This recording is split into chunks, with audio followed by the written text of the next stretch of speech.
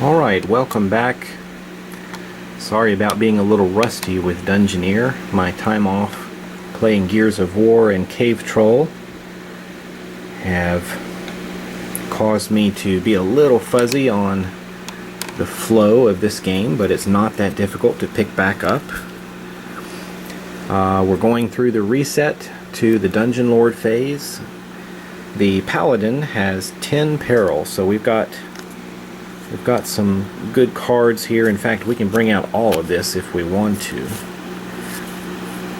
And we may just do that, just to have fun with him. Poison Cloud. Maybe we'll go with the monster next and Budge last. So 1, 6, 8. 8 points of peril are going to be spent. That's going to bring the Paladin down to 2. And this is the order they'll be played in. First is the Poison Cloud. It says that traps affect all heroes in the same space. Well, the Paladin is by himself in the summoning circle. The trap is a threat of 6 or higher. 6 or higher needs to be rolled on the die. The Paladin gets to add 3 to his roll. Lucky Jerk. The Paladin is fine. So if he succeeds, he collects a point of glory. The poor rogue is having a hard time against the super heroic Paladin here. So that Poison Cloud did not work. The Paladin successfully avoided that. If he were to have failed, he would take 1 wound, and I could give him a point of peril. So that trap didn't work. But now it's time for the Winker. It's a monster, and I think the good thing about this monster is he's going to attack with magic, and that is not the Paladin's strongest attack method. So let's bring out this floating eyeball. Here he comes. Attacks with a Wink Ray, rolling the die and adding 4 to the attack.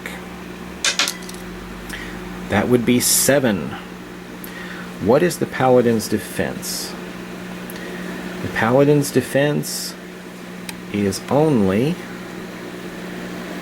1.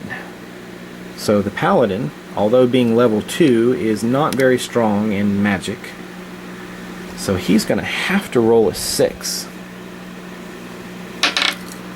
Aha! We finally damaged the Paladin for a wound. So the Paladin goes down to 5 hit points. And we get to assign the Paladin a point of peril. And this one goes, I think this is the first time it happened for the Rogue. This one goes into the Rogue's pack, so we can pull it out again later.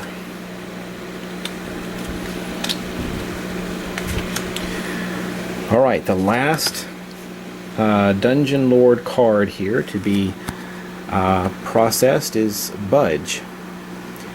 And you relocate the target hero 1 or 2 spaces from his current location horizontally and or vertically, but not diagonally. Ignore doors and walls. Let's see, where do we want to put the Paladin?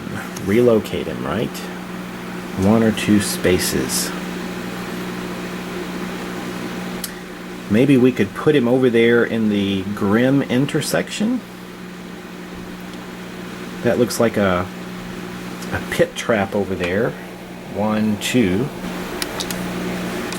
Okay, just double checked the rules. You only collect peril and glory when it's your turn. So since it is the Rogue's turn and he's moving the Paladin with this attack, the Paladin does not generate peril or glory. However, we've moved him onto a pit, and he has to overcome the threat or fall in, which will tip him over. So the threat is a 7 or higher.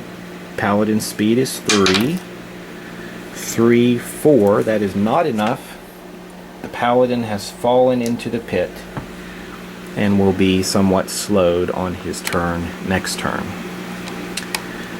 So that is that. That concludes the Rogue's Dungeon Lord phase, and we now go to the build phase. Finally, we have the library. Let's put that close to the Rogue, because he's going to want to go there to complete one of his quests. So let's put it down here. So we'll try to give our Rogue a chance to be a little closer to that. Alright, that is the build phase. Next is the hero phase. Let's see if there's anything. We have 3 glory, and we're down to 3 hit points. We may want to use some of this stuff. Let's use this potion. We need to spend 2 glory to do that. Takes us down to 1. And we are able to heal 1 hit point back up to 4. Okay. Now, we're still trying to defeat this baby dragon. I guess we've got to give it another shot here. I don't have the best of chances of doing this, but completing the quest is what it's all about. So we're going to attack. We're going to attack the dragon. A 4 plus the Rogue's 1 is 5. Let's see what the dragon rolls. A 2 plus 2 is 4. 5 is greater than 4. We did it. The dragon only has 1 hit point. So we gain a level, we gain 2 glory, and we recover a hit point of damage. So that will take us up to 5 hit points. That moves us to level 2, which is a big help. And we gain 2 glory. 1, 2. Takes us up to 3 again. Well, that's great. So that quest is completed. So we'll turn that one face down. That leaves us with going to the library to slay the evil familiar. Okay, having just completed a quest, I have to skip the rest of my turn and jump straight to the discard and draw phase. I only had 1 card remaining in my hand, and it was this minor healing. We have to discard that, and I get to draw 5 new cards. It seems to be the Rogue's luck that he doesn't get Dungeon Lord cards, but lots of treasures and boons. So we'll look through that when it's time for the Rogue again. Alright, that will end this turn for the Rogue. It is now time for the Paladin.